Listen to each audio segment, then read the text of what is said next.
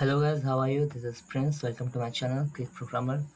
तो जैसा कि लास्ट वीडियो में हम लोगों ने पढ़ा था कि पॉइंटर्स क्या होता है, कैसे डिक्लेरेशन होता है, कैसे उसका यूज़ करते हैं। हमने पॉइंटर्स के ऑपरेटर्स पढ़े थे, जो कि दो होते हैं।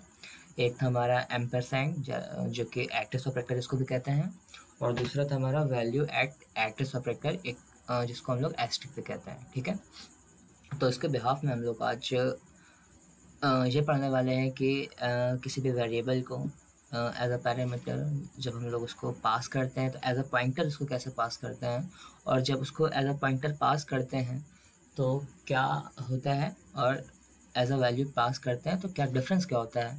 तो उसको एज अ जैसे यहाँ पे लिखा हुआ है, जब मैं किसी वेरिएबल को जब उसकी वैल्यू को अगर हम पास करें फंक्शन में एज आर्गुमेंट तो उसको कॉल बाय वैल्यू कहते हैं। और जब किसी वैल्यू के एड्रेस को एज अ लोकेशन नंबर को हम लोग एज अ पैरामीटर पास करते हैं तो उसको कॉल बाय रेफरेंस कहते हैं। तो यहाँ पे देखिए मैंने लिखा हुआ है, here we are passing the real value of a variable as a parameter. मतलब कि हम लोग वेरिएबल के रियल वैल्यू को पास करते हैं, मतलब एक कॉपी। ठीक है, एक कॉपी ऑफ वैल्यू हम लोग एज अ पैरामीटर पास करते हैं, actual parameter to formal parameter. Okay, और in the case of call by reference यहाँ पे क्या होता है, here we are passing location number of a variable as a parameter.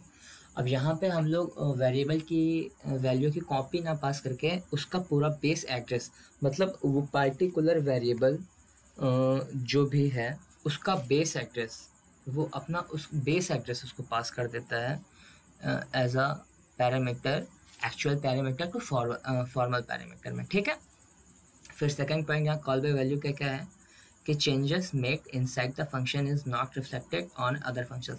मतलब कि जो हम लोग इस पार्टिकुलर फंक्शन जो हम लोग जनरेट करते हैं कॉल बाय वैल्यू का, तो उसके अंदर जो हम लोग जो भी टास्क परफॉर्म कराते हैं वो सिर्फ बाउंडेड रहता है उस फंक्शन के अंदर, मतलब उस फंक्शन के अंदर ही वो टास्क परफॉर्म करेगा। उसके बाहर अगर आप उस वैल्यू को या फिर उस वेरिएबल को परफॉर्म कराएंगे तो वो परफॉर्म नहीं करेगा। ठीक है, लेकिन कॉल बाय रेफरेंस में क्या होता है कि यहाँ पे लिखा हुआ है, देखिए, changes made inside the function is reflected on outside the functions also.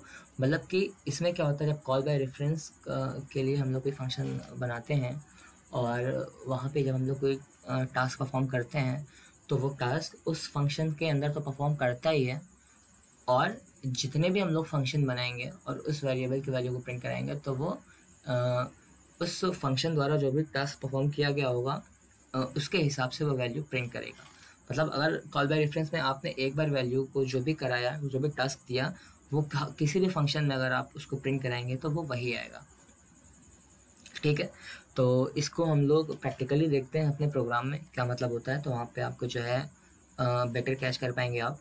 तो मैं खोल लेता हूँ विजुअल स्टूडियो कोड, तो कंट्रोल एन से मैं न्यू फाइल ले लेता हूँ और इसको पहले सेव कर लेता हूँ कंट्रोल एस से।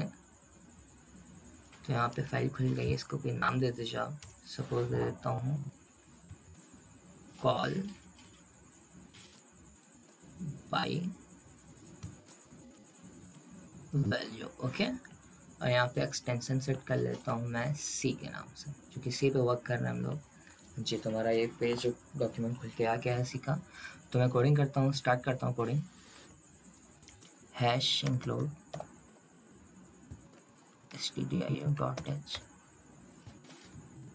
ओके, तो यहाँ पे देखिए, जैसा मैंने बताया था आपको कि आप एक फंक्शन डिक्लेयर करिए, फिर मेन फंक्शन के अंदर उसको कॉल करिए और फिर फंक्शन डेफिनेशन दीजिए। ठीक है, ये तो हमारा होता है टॉप टू बॉटम सेटअप। लेकिन मैं आपको एक और नई चीज़ बताऊंगा आज कि आप कैसे और भी फंक्शन को आप कोडिंग कर सकते हैं। तो यहाँ पे देखिए, मैं क्या करूँगा, bottom to top method use करूँगा।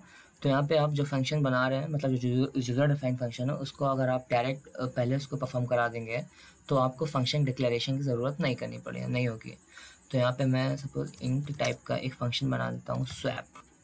ओके, और यहाँ पे मुझे दो पैरामीटर पास करने हैं, दो वैल्यू। तो यहाँ पे एक्स ले लेता हूँ एक, और एक वाई ले लेता हूँ। ठीक है, फिर इसको मैं अभी बाद में इसको कोड करूँगा इस फंक्शन के अंदर। पहले मैं अपना इंट मेन बना लेता हूँ। इंट टाइप का मेन फंक्शन बन गया हमारा ये। अब यहाँ पे मैं 2 वैल्यू ले लेता हूँ जो कि एक्चुअल पैरामीटर जिनको कहते हैं a इज इक्वल टू 10 ले लेता हूँ और b इज इक्वल टू मैं ले लेता हूँ 20। ठीक है। अब यहाँ मेन फंक्शन के अंदर चूँकि हम लोगों को यूजर डिफाइन फंक्शन को कॉल करना होता है, तो आप कॉल कर लीजिए स्वैप फंक्शन को। स्वैप फंक्शन को कॉल करिए और इसके अंदर आप जो है पैरामीटर पास कर दीजिए।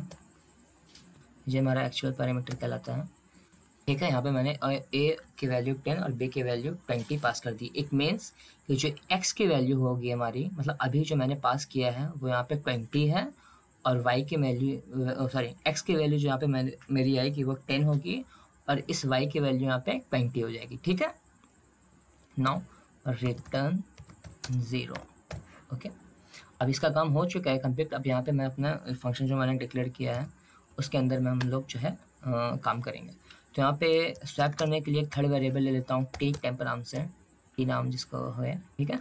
अब यहाँ पे क्या करूँगा मैं कि x मतलब x के अंदर जो वैल्यू मेरी थी 10। ठीक है। अब उसके अंदर मैं पहले क्या करूँगा, टी में पहले मैं x की वैल्यू जो है स्टोर करा लेता हूँ।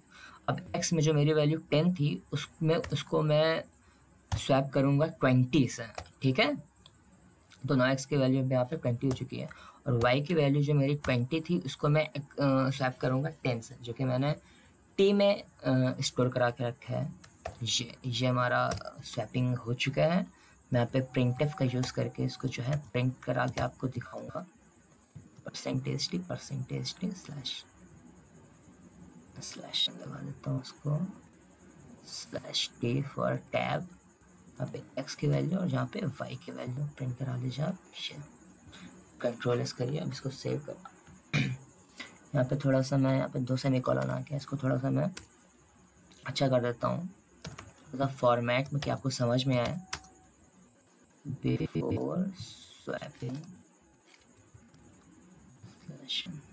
बिफोर स्वैपिंग हमारी क्या वैल्यू है, तो आपको बेटर कैश कर पाएंगे आप। यहाँ पे पहले मैं स्वैपिंग के पहले की जो भी वैल्यू है पहले उसको नोट डाउन कर लेता हूँ, a b। ओके। और ये हमारा हो जाएगा जिस कंट्रोल इंसर्ट से इसको कॉपी करिए और यहाँ पे इसको ले जा करके पेस्ट कर दीजिए और यहाँ पे लिख दीजिए आफ्टर। ठीक है। तो आपका थोड़ा सा फॉर्मेटेड हो गया है। अब यहाँ पे आप जाके इसको इजीली कंपाइल करिए। Just wait.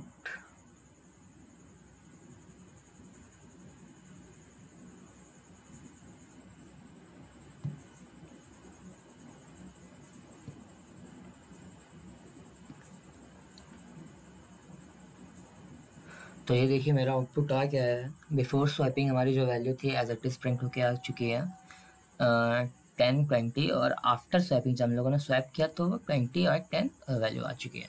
अब देखिए यहाँ पे जो मेन लॉजिक है उसको वो समझिए क्या होता है। जैसे मैंने आपको बताया था कि जब हम लोग फंक्शन जो है मैंने यहाँ पे फंक्शन बनाया हुआ है स्वैप नंबर। मैंने बताया था कि जब हम लोग एज अ वैल्यू पास करते हैं, वेरिएबल का वैल्यू पास करता है, तो वो जो भी परफॉर्म कराने के लिए फंक्शन बनाते हैं तो वो वेरिएबल की वैल्यू उस फंक्शन तक बाउंडेड होती है। ठीक है। मतलब जैसे यहाँ पे मैंने स्वैप यहाँ पे वैल्यू एक भेजी है इसको, और स्वैप फंक्शन बना के मैंने यहाँ पे स्वैपिंग की है।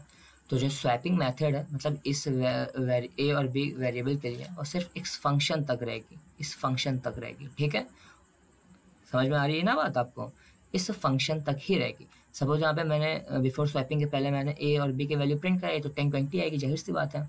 और मैंने यहाँ पे इस फंक्शन के अंदर इसकी वैल्यू प्रिंट कराई तो 20 और 10 आ रही है। अब देखिए मैं फिर दोबारा printf का यूज़ करके इस a और b की वैल्यू प्रिंट कराऊंगा तो देखिए क्या आएगी।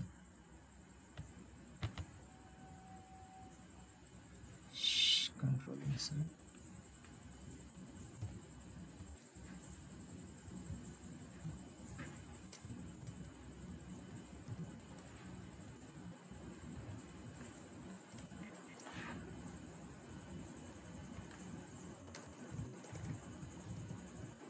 Control S.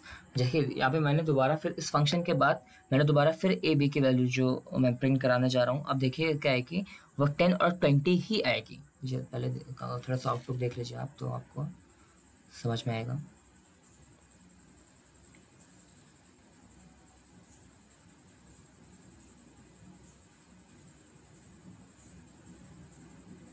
ये देखिए 10 और 20 ही आ रही है मेरी, मतलब जो ये टास्क परफॉर्म हुआ है सिर्फ ये स्वैप फंक्शन के अंदर ही परफॉर्म हुआ है। ठीक है, समझ रहे ना मेरी बात आपको? ये सिर्फ स्वैप फंक्शन के अंदर ही परफॉर्म हुआ है, मतलब जैसे ये फंक्शन यहाँ पे देखिए खत्म हुआ, ठीक है, इस फंक्शन के अंदर इसका ओवर टास्क कंप्लीट हुआ, और फिर मैंने जब अगेन यहाँ पे ए और बी की वैल्यू प्रिंट कराई तो वो जो उसकी वैल्यू थी और 10 और बी वो वहाँ पे प्रिंट हो चुकी है। यहाँ पे मतलब ये स्वैप फंक्शन यहाँ पे काम नहीं किया है इसका, जैसा कि मैंने बताया था ये सिर्फ इनसाइड द फंक्शन काम करेगा। अब मैं जब बात करता हूँ, ये देखिए कॉल बाय वैल्यू का आपका ये लॉजिक था। अब मैं बताता हूँ कॉल बाय रेफरेंस में क्या लॉजिक होता है, तो इसको समझिए आप। कॉल बाय रेफरेंस, पहली बात कॉल बाय रेफरेंस में बता देना चाहता हूँ आपको कि कॉल बाय रेफरेंस में एज अ पैरामीटर जो हम लोग पास करते हैं उसके लिए जो वेरिएबल हम लोग लेते हैं वो पॉइंटर टाइप का होता है। तो आपने कुछ नहीं करना है, बस इसको आप पॉइंटर टाइप का बना लीजिए जो मेरा ये फॉर्मल पैरामीटर है।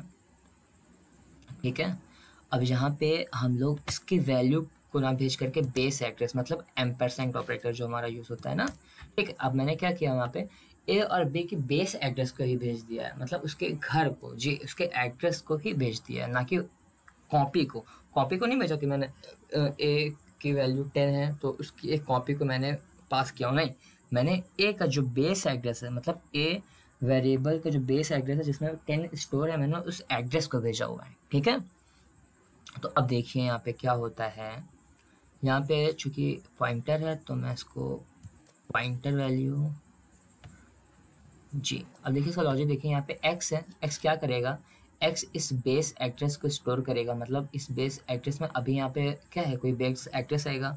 अब यहाँ पे चूंकि ये वैल्यू एट एड्रेस ऑपरेटर लगाया हुआ है तो ये क्या करेगा, बेस एड्रेस पे जो भी वैल्यू इस वेरिएबल के स्टोर है वो, यानी कि यहाँ पे 10 तो यहाँ पे 10 और यहाँ पे 20 आएगा। ठीक है, लॉजिक आप अपना क्लियर रखिए, और यहाँ पे पॉइंटर। ठीक है, अब चूंकि पॉइंटर है या जो तो बेस एड्रेस प्रिंट करेगा, चूंकि मेरे को वैल्यू चाहिए बेस एड्रेस में। ठीक है, अब यहाँ पे देखिए हुआ क्या है, अब यहाँ पे अभी तक कॉल बाय वैल्यू में हम लोगों ने क्या पढ़ा था कि वो जो है उसकी वैल्यू को स्वैप कर रहा था, लेकिन यहाँ पे क्या हुआ है कि उसने एड्रेस को ही स्वैप कर दिया है।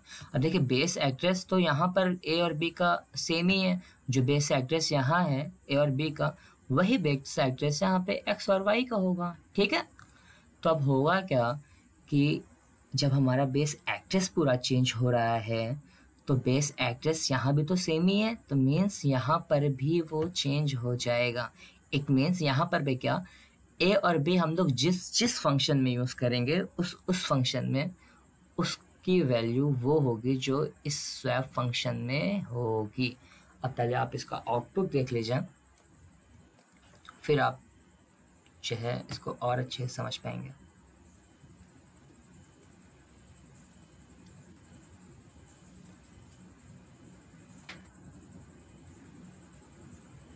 ये देखिए बिफोर स्वैपिंग हमारा नंबर क्या था 10 और 20, आफ्टर स्वैपिंग हमारा नंबर क्या था 20 और 10। और हाँ, और जो कि मैंने बताया था कि यहाँ पे फंक्शन के बाद जब मैंने प्रिंट कराया ए और बी की वैल्यू तो फिर भी वो 10 और 20 है, 20 और 10 सॉरी। ठीक है, तो मतलब इसका ये है कि जब हम बेस एड्रेस चेंज कर रहे हैं तो वो जिस वेरिएबल का हम लोग बेस एड्रेस चेंज कर रहे हैं उसको हम जिस फंक्शन में भी यूज़ करेंगे वो उस फंक्शन का टास्क ही परफॉर्म करेगा, क्योंकि बेस एड्रेस तो यहाँ पे ए और बी का भी चेंज हुआ है ना, समझिए मेरी बात को आप। बेस एड्रेस तो यहाँ ए और बी का भी चेंज हुआ है ना, तो बेस एड्रेस जब चेंज हुआ है तो उनकी वैल्यू भी जाहिर सी बात है चेंज होगी। तो इन वैल्यू को हम जहाँ जिस फंक्शन में यूज़ करेंगे उस फंक्शन में उसकी वैल्यू जो है हमारी चेंज होके आएगी, एज अ फंक्शन आएगी। तो कॉल बाय रेफरेंस जो हम लोगों ने पढ़ा हुआ था कि changes made inside the function is reflected on outside the function also. ठीक है, मतलब जो फंक्शन हम लोग पर्टिकुलर बनाते हैं उसमें जो चेंज करते हैं वो अदर फंक्शन में भी अप्रूव्ड होते हैं और उनको चेंज करते हैं। तो ये था हमारा कॉल बाय वैल्यू, और call by reference. I hope आपको ये वीडियो समझ में आया होगा, आपको समझ में आया होगा call by value, call by reference क्या मेथड होता है, इसका क्या यूज़ होता है। So thank you very much guys for watching this video. Video समझ में आया हो तो लाइक कीजिए, सब्सक्राइब कीजिए और शेयर कीजिए। Thank you very much guys.